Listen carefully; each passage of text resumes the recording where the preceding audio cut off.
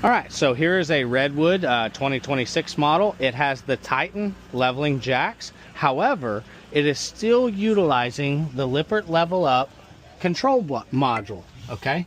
So here's our leveling controller right here on this one. It has the 6-pin connector here, 9-pin connector here. But if we were gonna override this with the Cotty or the Rescue Tech, we would have to reach up behind this wall and squeeze these two clips and unplug this 9-pin harness. Once we unplug the 9-pin harness, we can plug the Rescue Tech into this, or we can plug the Cotty Lippert Level Up adapter directly in right here. So we could run that direction, okay? But I just want to show you guys that some of these control boards are not necessarily easy to get to. But we were able to get to that one.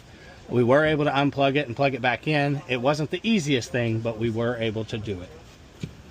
But when we head over to the model right behind it, this particular one, same model, same everything, is utilizing the Leveler 5 controller, which has this style of plug right here. And this is what we would plug into. So this is what we would utilize with the Cotty or the Rescue Tech. But I just want you guys to see there is a difference. Now, they mounted the controller in the same spot, which this one seems to be a little more difficult to get plugged in. Here she is. Okay, so here's the pump assembly. So we got front jacks, left, right, rear, room 1, room 2, and then our pressure switch that is broken. The wires are completely missing out of there. This would be the plug that's supposed to plug in there. This is for the pressure switch. So this particular unit's going to have a little bit of an issue when you hit retract all.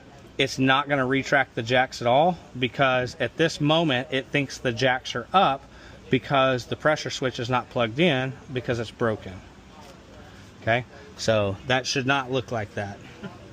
Also, while we're here, something that you need to be checking on your own units is making sure that these terminals are tight.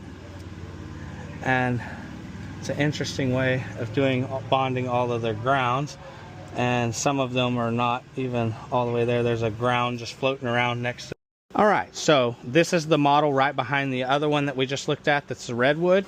This particular one does have the pressure switch hooked up, so it's not broke off like the last one. So as you can see, that's where that plug was supposed to go. But just like we looked at the other one, they did the same thing with the ground. Again, this pump motor will see upwards of 130 amps, and we're running our ground straight into this lug and going through a self-tapping screw. Ground is having to pass through the chassis to get back to the battery. So there should be a dedicated ground coming from the battery directly over to a bus bar that all of our grounds go to. Oh, that's got a leak already. But again, same thing going on here. But we also need to check and make sure that all of our terminals are nice and snug, which I'm actually impressed. This particular manufacturer is torquing these down and making sure that they're tight.